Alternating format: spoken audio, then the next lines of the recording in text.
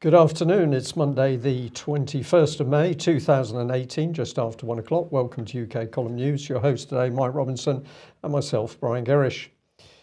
Those Russians, yeah. Absolutely, those nasty Russians yes, to be. Yes, indeed. So this is the Foreign Affairs Committee. They have released a report today, Moscow's Gold, Russian Corruption in the UK. They say the scale of damage that this dirty money can do to the UK foreign policy interests dwarfs the benefit of Russian transactions in the city. They're saying this is spectacular because the City of London has been a major beneficiary in the massive flight of Russian cash, according to one mainstream media outlet. This is the bit that staggers me. They acknowledge that there's been a flight of cash out of Russia, and then the mainstream media proceeds to try to link all this cash which has come out of Russia back to Putin. So this is since the fall of the Soviet Union, they say. London remains the Western capital of choice for oligarchs and Russian officials who flaunt their wealth across Europe's most luxurious destinations. Fantastic stuff. Now, what does the report say? It says there's no excuse for the UK to turn a blind eye as President Putin's kleptocrats and human rights abusers use money laundering through London to corrupt our friends, weaken our alliances, and erode faith in our institutions. I mean, you may laugh at that, Brian, but this is very serious stuff. Putin's kleptocrats, let me understand this. The British government is in the process of privatising the NHS and putting billions of pounds worth of British taxpayer money into private company hands. Is that not a kleptocracy? Yeah, but we're doing that, Mike. Right. That would only be wrong if another country was doing it. But the thing that's in my mind is, has Theresa May given back circa £3 million worth of Russian money that was funding the Conservative Party? They said they didn't want to give that back, even though presumably it's come from the same dirty sources. Indeed. Now, one of the things that interested me about this report is that they singled out Linklaters, the law firm, as being involved in these deals with Russian companies that are close to Putin. And they said that others would judge whether the firm had become so entwined in the corruption of the Kremlin and its supporters that they're no longer able to meet the standards expected of UK regulated law firm. Linklaters said that they were pretty surprised and concerned about the criticism. They rejected any notion that they work in a particular market that involves corruption. But frankly, correct me if I'm wrong, but anything that's really involved in the City of London is going to be corrupt. Inherently, by the nature yes. of the City of London. Yeah, I would agree with that. The National Crime Agency weighed in earlier, and they'd said that hundreds of billions of pounds of money laundering impacts Britain every year, and lots of that is coming from Russia. And the committee report said the use of London as a base for corrupt assets of Kremlin-connected individuals is now closely linked to a wider Russian strategy as has implications for our national security. So it's not just fake news and disinformation in social media. It's not just cyber attacks. It's now corrupt money coming in. The fact of the matter is, how many years ago is it that Peter Mandelson was photographed with certain Russian oligarchs? Deripaska, I believe it was. Not long, because I just jotted his name down here. Right. So we haven't forgotten Peter Mandelson either, who was closely involved with these very dark, dubious so-called Russian companies. It was probably 10 years ago, so this has been going on for decades, and nobody seemed to care up until now. I wonder why that is.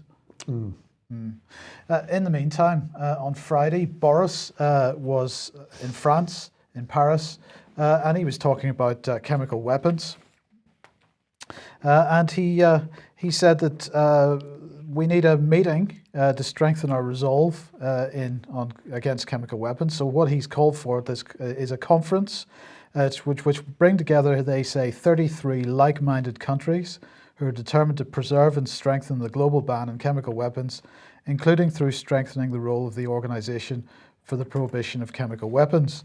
And Boris said, we have to confront the reality that chemical weapons have been used numerous times in recent years in defiance of the 1997 Chemical Weapons Convention, Assad's brutality in Syria and the attempted murders of in Salisbury pose a grave threat to the Chemical Weapons Convention, and I'm struggling to say these words.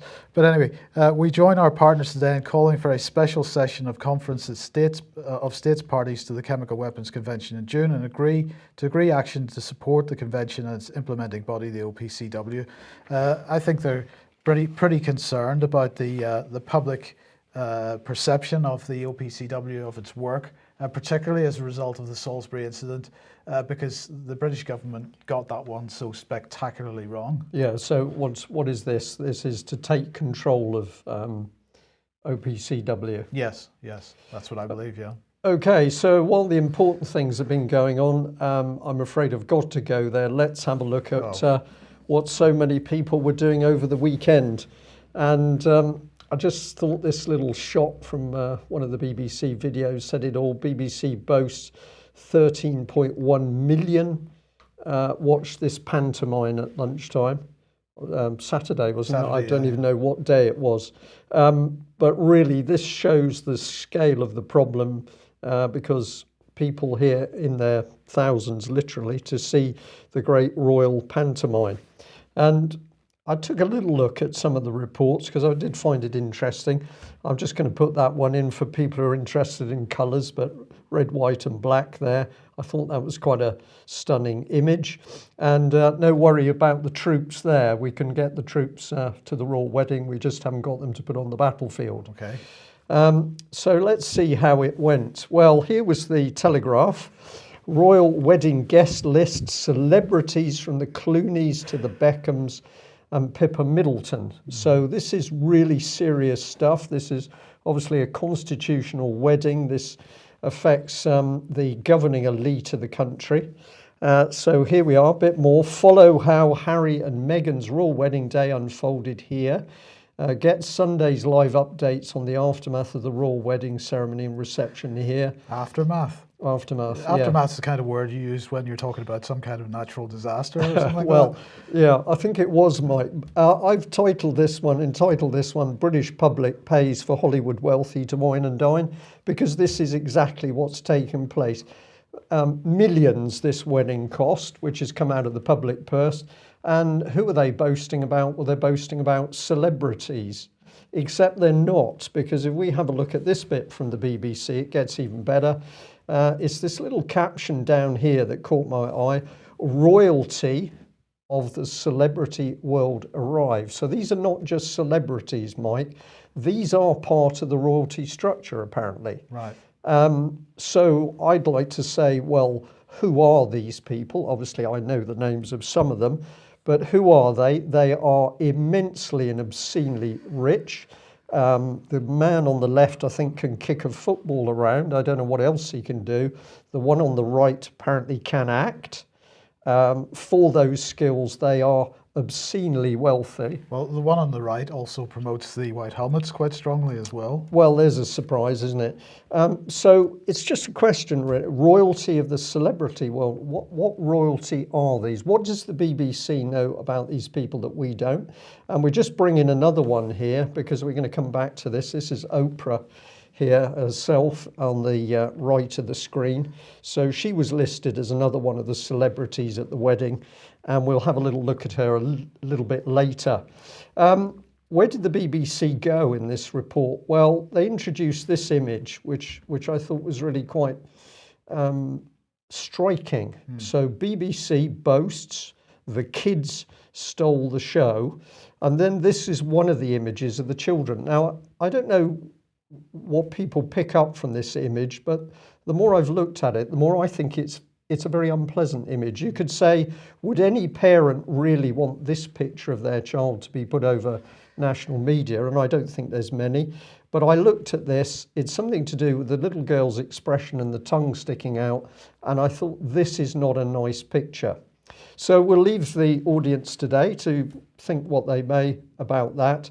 But we'll just give you a reminder that whilst the millions were spent and £100,000 on the wedding dress and £50,000 on the cake, the police were doing a very good job because they'd been out well beforehand to make sure that there were no nasty homeless people or even poor people messing up the celebrity royalty wedding.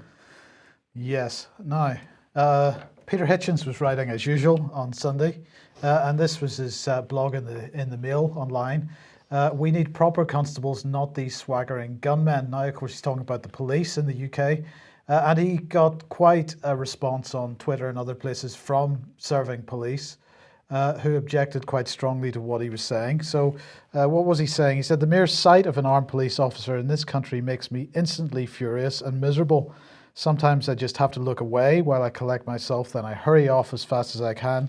This is instinctive and emotional, but it's not irrational. The reasons for it run deep. I was brought up in a country which was actively proud that its police were not armed. Now I'm told that the rural police are to be armed on the excuse that this will guard our showers against terrorism. It's all a pretext. It just means that, like everywhere else, our police will routinely have firearms. This is the end of Britain as it was. He goes on later on to say they stopped walking, except occasionally in pairs. They zoomed about in cars. They wore flat caps and big boots, handcuffs, clubs, and a massive ironmongery hung from their big belts. And affected by this transformation, they had begun to swagger and scowl as well. No wonder all this clattering stuff said clearly that they did not like or trust the public anymore. Now, what Hitchens doesn't mention, of course, is the training. And this is something that we've been trying to highlight for quite some time, that the training of the police has changed. And the police quite clearly are being taught not to trust the public. They're being taught the public is the enemy and is dangerous. Yeah. Hitchens goes on to say, bit by bit, it grew worse. Even in my peaceful hometown, I began to see cops with submachine guns standing grimly outside court buildings. The flat caps gave way to baseball caps. For an unarmed, modest, old-fashioned police force which walks quietly amongst us, has millions of willing eyes and ears in the shape of friendly and supportive public, but an armed state militia dressed for combat, with its face set in a rigid frown and its hands ever reaching for a gun, club or handcuffs, such as we have now, is a stranger to the people, and as well as making us look like a foreign despotism, it will fail in its task. And I think this is a very good point. They are busy on one hand turning the police into this armed militia. On the other hand, they're pushing out, the government pushing out this propaganda that we've got to act as the eyes and ears for the police. But he's absolutely right in saying that if you go back 30 years, Brian, to when the police were unarmed, were part of the community. And I have to say, part of the problem here is that they started moving local police to other areas and started mixing them up and never staying in one place for long enough to actually get to know the local community. That's exactly right, Mike. And of course, at the time, for virtually, we could say the whole time that police have been unarmed, weapons have been available in the community, particularly illegally obtained weapons. So, the police still face the risk of firearms. Absolutely. So let's just have a brief look at the behaviour of what we might call the armed militia. Some more recent example of UK police behaviour. What is your name? If you think it's him, what do you... Oi! Oi! Calm down. Listen, he's just trying to get into his house.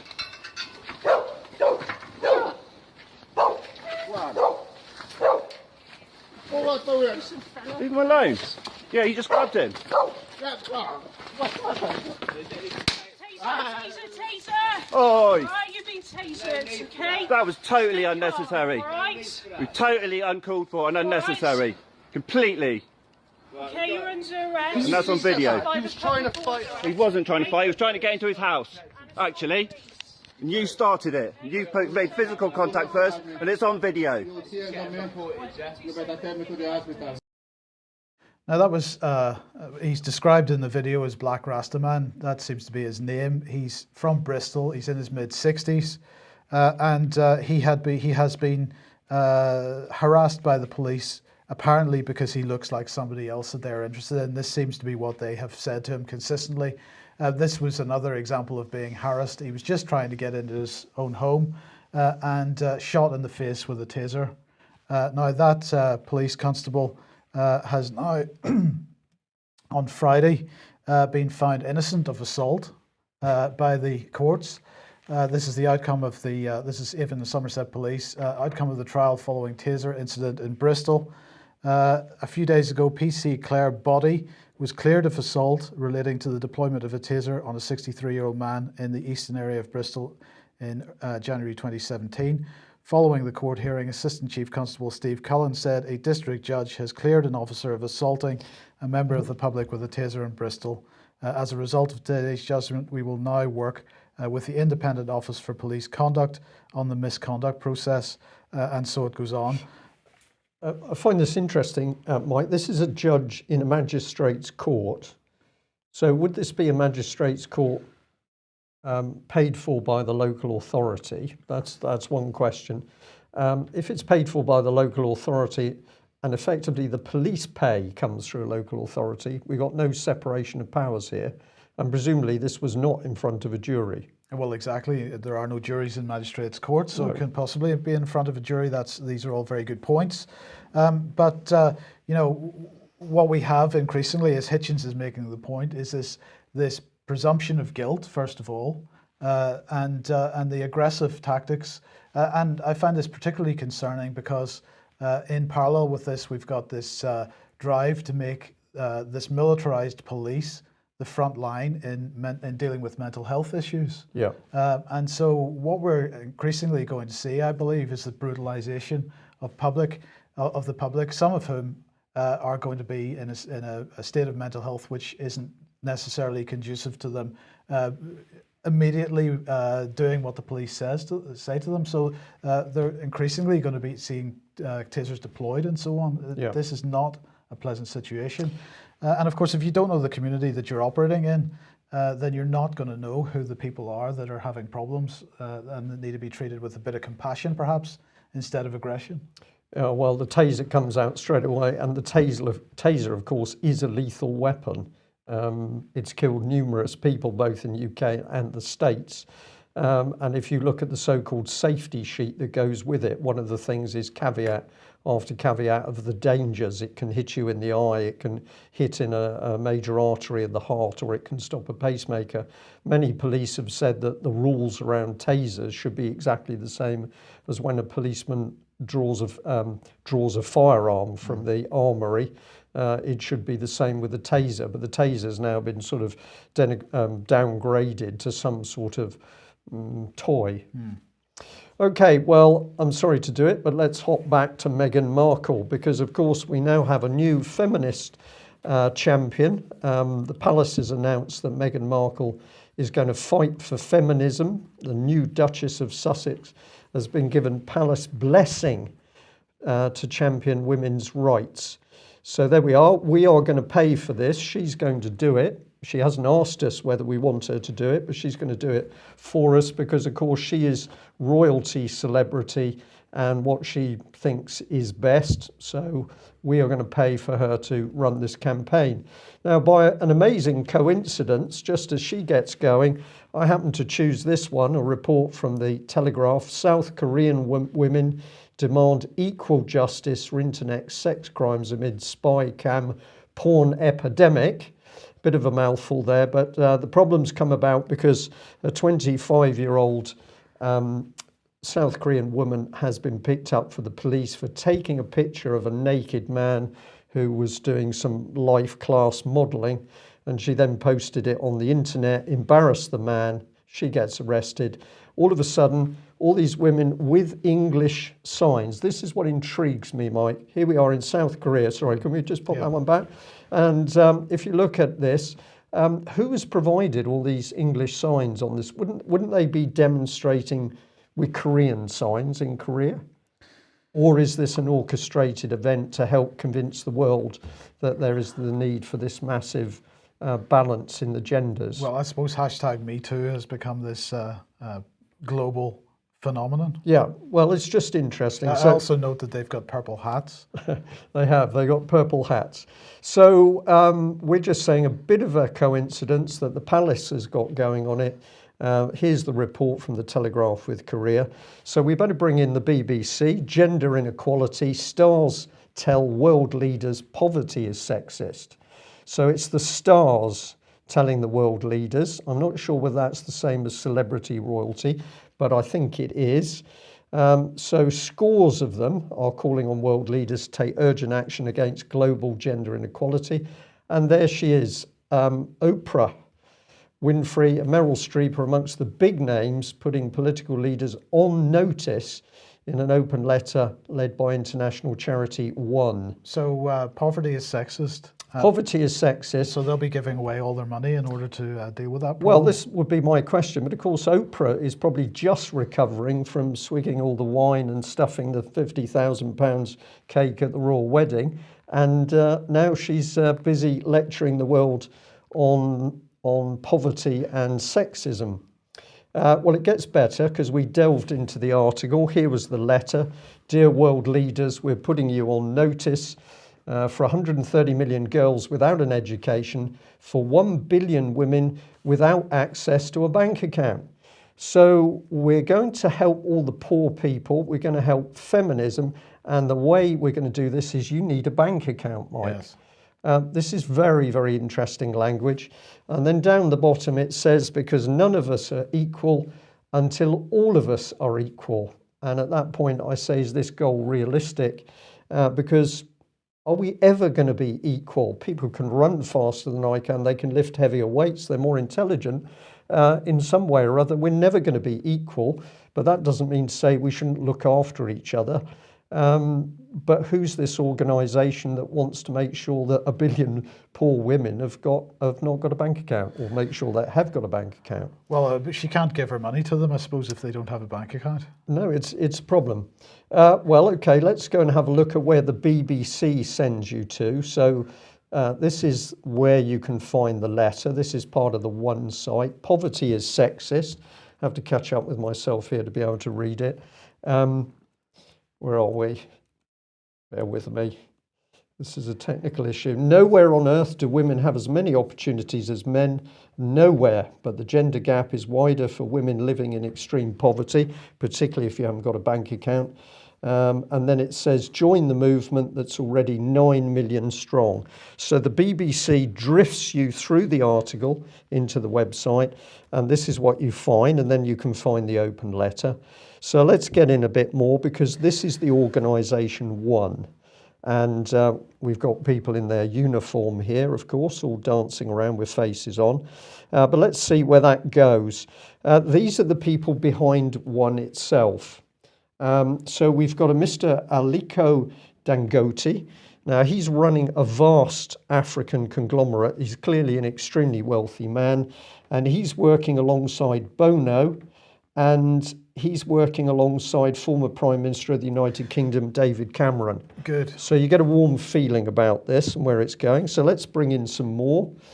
We've got Lawrence Summers, former Secretary of the Treasury of the United States. He's working for poor people. He's the behavioural economics man. Right. We've got Mark Sussman, Chief Strategy Officer and President, Global Policy and Advocacy, Bill and Melinda Gates Foundation. And we've got Michelle Sullivan from Caterpillar. We're going to be coming back to her. Just so that we've got it right, we've got another man here from the Bill and Melinda Gates Foundation. This is Joe Carroll. And we've got a lady here from Facebook, the Chief Operating Officer. So this is a very interesting collection of people which the BBC doesn't want to tell you about at all. And let's bring in this one, because now we start to see where this is going. We've got Morton H. Halperin, the Senior Advisor for Open Society Foundation.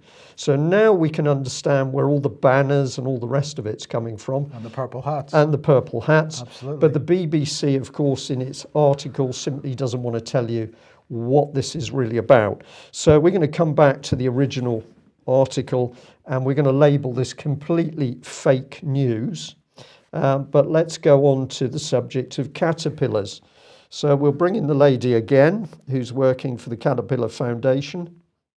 And this is part of Caterpillar. If you haven't seen it online, it's an absolutely vast company, about £45 billion worth. A very scary picture of some of their chief executives. Have a look at that with caution.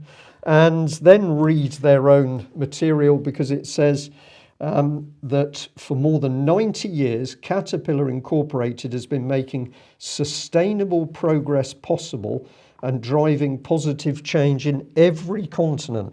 So this company is not about creating wealth for its own people. It's about changing our lives for the better, and that's what they've been doing.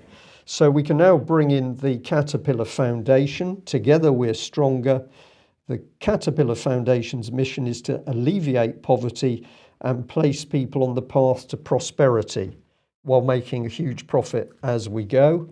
And they've started up Together Stronger, and this unites businesses, non-profits, governments and citizens to work together to end extreme poverty. So this is, I've called it communitarianism, Mike, but that's of course what you were talking about last week, where we constantly now see that government structure is being integrated with charities, the NGOs, etc. Absolutely. Now, sticking with the poverty situation, do you know Alice is the question. Now, Alice is the Alice Project. This is United Way, Alice Project. It's all about sorry, I can't see that. We're having trouble today. We Mike. are, There's yeah, ages yeah. creeping in a bit here. Can I help you out at all? It says Alice is a United Way acronym that stands for Asset Limited, Income Constrained Employed. Yes, exactly. So limited assets, constrained incomes, but they are in work. And this latest study by the Alice Project is showing that 51 million households in the United States don't earn enough money to afford their monthly budget to cover housing, food, childcare, healthcare, transportation, phones, and so on. This is 43% of all US households and includes 16.1 million families living in poverty, plus 34.7 million families who fall within the category of ALICE, which is asset limited, as you say, income constrained employed. That is, they make less than what's necessary to, quote, survive in a modern economy. So this is going on in the United States. And the question I was wondering was, is this going on in the United Kingdom as well? And in fact, although we don't like the Joseph Rowntree Foundation too much, but they did publish this report a month or so ago, working families still locked in poverty, time to right the wrong of in-work poverty. And they're saying that around 300,000 more people are now in poverty compared to last year. They're saying almost half of children in lone parent households are now in poverty. The fourth successive increase and a jump of 8% over 4 years. Reductions in benefits and tax credits since 2015 mean that many households are also losing their anchor to prevent them from being pulled further into the current of poverty. But the point here is, Brian, is it not, that why are these families even needing tax credits and benefits? And when we, particularly if they're working families, and, growing up in the 70s, when did you grow up? 60s?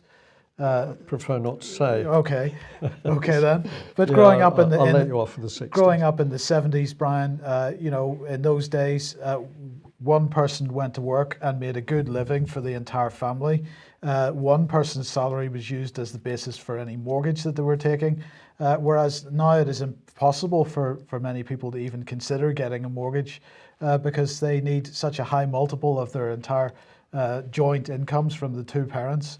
And it seems to me that what we're seeing here cannot be disconnected from the collapse in productivity, the collapse in the standards of the types of jobs that are being created. And I come back to my point that I keep making. The government harps on, and both in the United States and in the United Kingdom, about job creation, the number of jobs that are being created, and the fact that they're crap jobs. This is not being discussed. What is the quality of the job? And we're being turned into nations of coffee servers and shelf stackers, and you cannot make a family living on that basis. Out of that, or 0-hour contracts. Exactly. Or living wage. Yeah. Okay, let's move on to more government hypocrisy. And the delightful Harriet Baldwin was giving a speech to the Security Council at the end of last week. And she said, Mr. President, there are few values more important to the United Kingdom than upholding international law. Yes, it's the very foundation of peace and security, she said. Now, I have paraphrased what she would have said in between this and the next sentence, or at least this is what was going on in her mind, because what was going on in her mind was to say, which is why alongside the United States and France, we bombed a sovereign nation without the approval of the Security Council in breach of international law.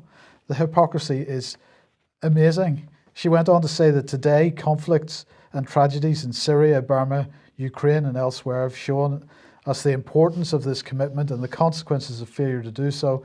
In Syria, appalling violations of international humanitarian law and international human rights law by the regime and its backers continue. And she says nothing about the appalling breaches of international humanitarian law and international human rights law by the British government in their funding of ISIS and other terrorist groups in Syria. But let's move on from that. She said, enabling the meaningful participation of women in decision making is also key to upholding the rule of law.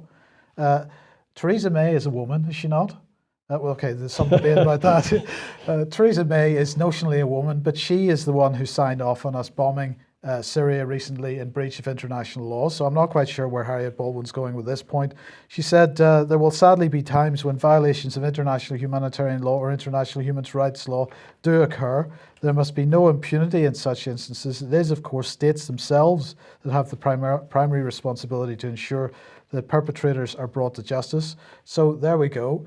It's down to the state, the UK, to bring the perpetrators, Theresa May, Boris Johnson and the like, to trial. Let's do it.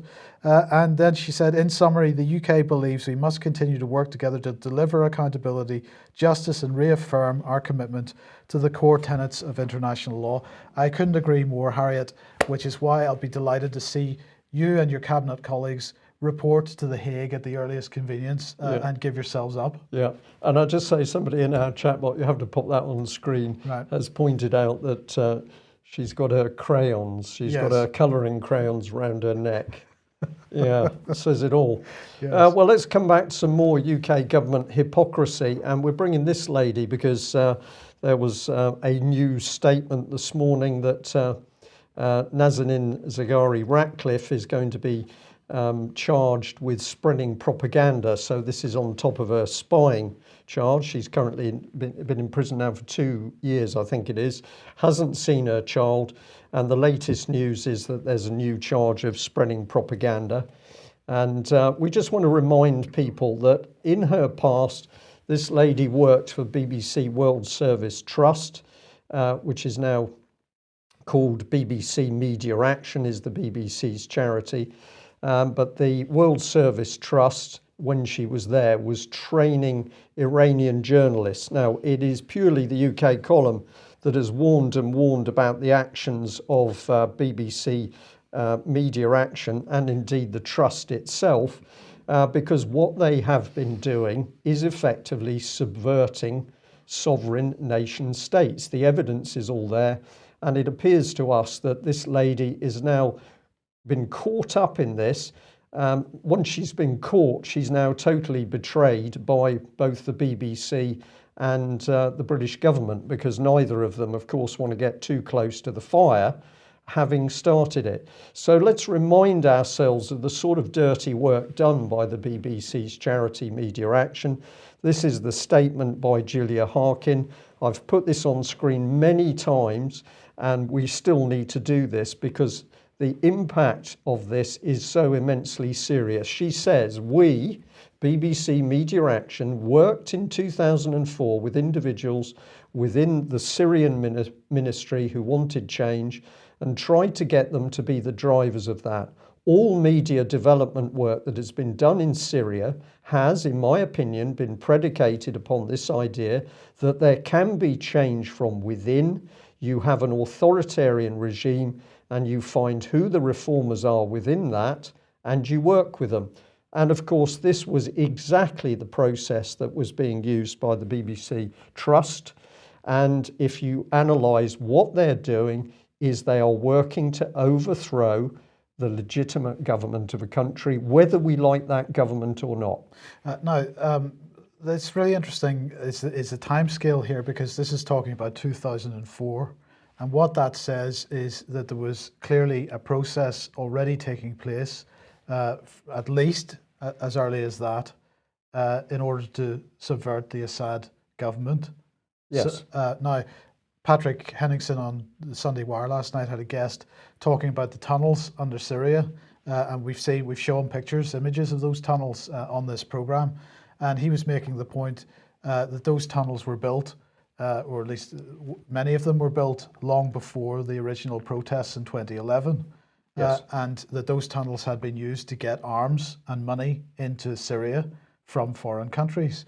And here we've got BBC Media Action working as early as 2004 as part of that process. Yes.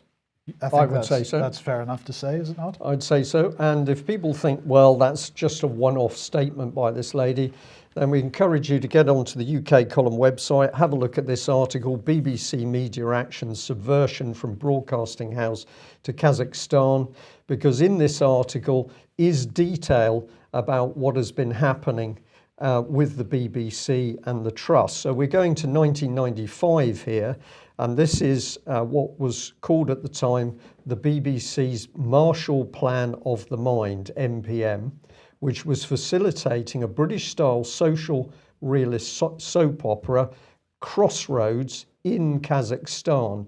Now, why did they want to do that? Well, according to the analysis by a very capable lady called Ruth Mandel, who looked at this in detail, it's part of a book that she's written, she says the making of Crossroads was informed by the assumption that the medium of television is an appropriate tool to further the logical and inevitable transition to a capitalist free market economy, transforming the national imagination in the process.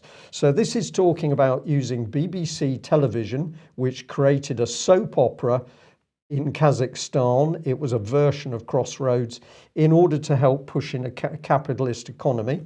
Mandel further indicated Crossroads was conceived as an elaboration of a BBC Marshall Plan of the Mind radio soap opera in Russia based on the Archers format. So they were doing it in Russia, and this is why the Russians are quite right to be highly suspicious of the BBC. It was funded through know-how funds, takes us back to the bankers, supported by the government's Overseas Development Administration and the Foreign and Commonwealth Office. So here is the British government and the BBC involved effectively in subversion in other countries to change the government structure, to change society.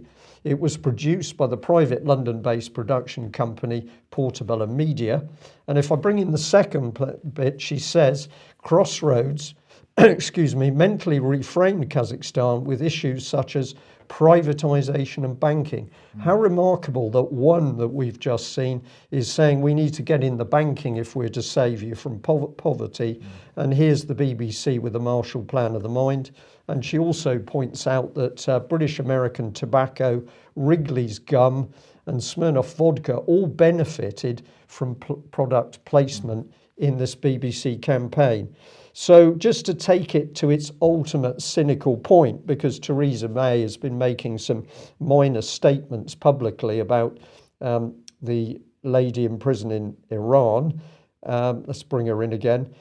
We've also got Melanie Shaw in this country. So we've got Nazanin Zaghari-Ratcliffe sacrificed really and imprisoned to protect the political agenda of the British deep state, which is subversion. Here, Melanie Shaw's been in prison for 2 years because she tried to speak out about the child abusers in Westminster. So I'm going to say both these ladies utterly betrayed by the British government, but I think Nazanin, I think she was caught up in it, Mike. Did she really understand that when she was training journalists, the ultimate plan of the BBC and the British government was to help to topple the leadership in Iran? I would suspect she didn't. So she's been betrayed, I think. Okay, reminder, media on trial in Leeds on Sunday, this Sunday coming. Tickets, very few tickets. I think there's only 15 or 16 tickets left. If you can possibly get one of those, you better get one pretty soon. Mediaontrial.uk for that, and get along to that if you possibly can. Now, our digital minister has been up to his old tricks again. He has been busy over the weekend, Matthew Hancock. Apparently, if it's unacceptable offline, it's unacceptable online, Brian. So we're going to protect the children. This is the focus. New laws are going to be created to make sure the UK is the safest place in the world to be online, according to Matt Hancock. New online safety laws in response to the Internet Safety Strategy consultation, which was published yesterday. And the government is going to collaborate with industry, charities, and the public, apparently, on a white paper. So there's a white paper coming.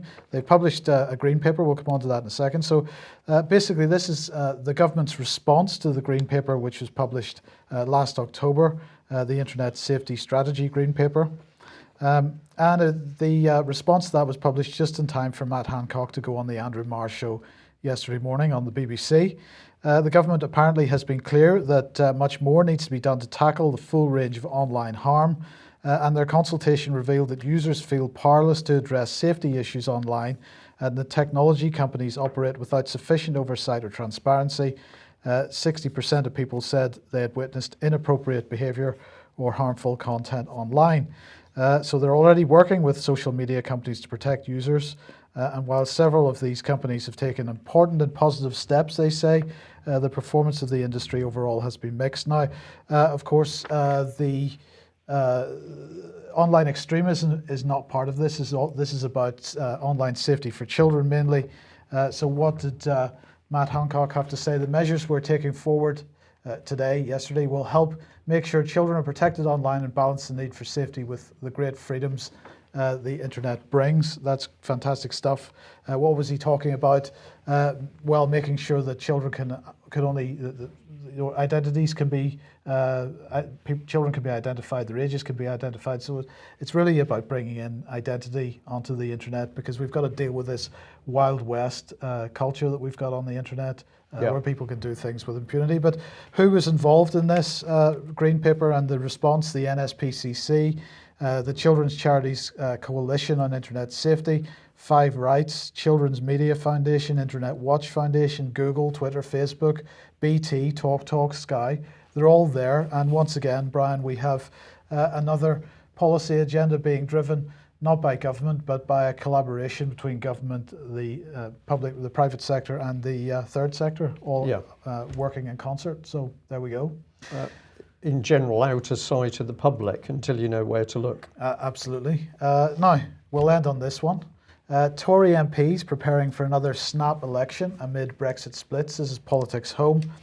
And they're saying Conservative MPs are bracing themselves for another snap general election amid fears the problems of Brexit will topple Theresa May, it has been reported. And they're citing a Sunday Times report saying that backbenchers had gone to their constituencies and urged their local associations to re-adopt them as candidates and get prepared for a general election. They're saying that this is because of the bitter row that's going on within the Tory party over whether the UK should accept or adopt a closer customs partnership with the EU. So Brexit's being used as the excuse. One Tory told the Sunday Times it's becoming clear that no compromise that will keep Remainers such as Nicky Morgan, Anna Soubry or Dominic Grieve happy, as well as the likes of myself and Jacob Rees-Mogg.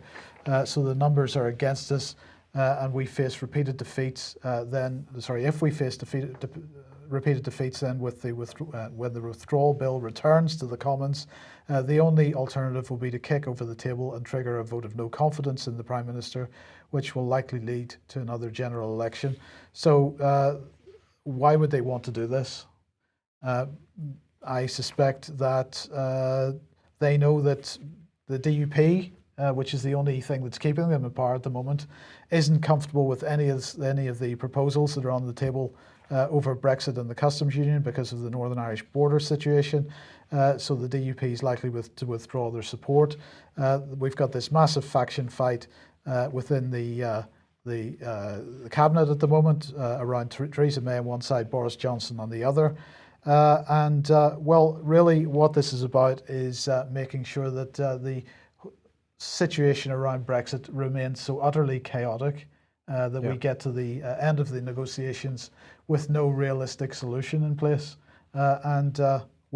Then really all the cards are on the table at that point for Theresa May to play with.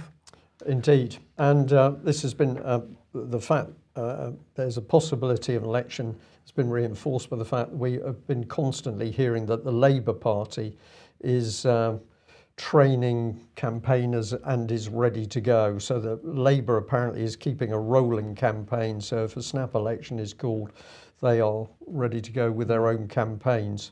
So a distinct possibility. That's it for today's news. We will be back at the same time tomorrow. And as always, if you're not a subscriber to UK Column and you've been enjoying what we do for free, that's very nice. But you can help us by taking out a subscription, because we can only do what we do with your financial support. Thanks very much. Bye-bye. Bye-bye.